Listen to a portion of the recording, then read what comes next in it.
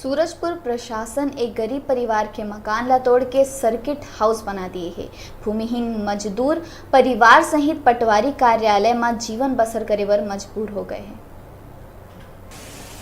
दरअसल एक ऐसन परिवार जो प्रशासन के अनदेखे लापरवाही के शिकार हो है।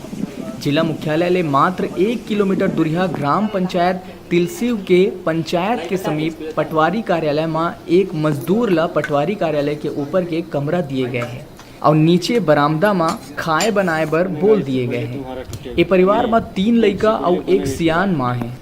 पटवारी के कहना है कि जल्दी से जल्दी कमरा खाली कराओ। मजदूर के टूटे घर के ना तो कोनो मुआवजा मिले है और ना ही कोनो सुविधा। अब देखे वाला बात ये हो ही कि ये परिवार ला कब तक मूलभूत सुविधा और रहे बर छत मिल पाही। सूरजपुर ले डिजिटल रिपोर्टर अख्तर अली की रिपोर्ट।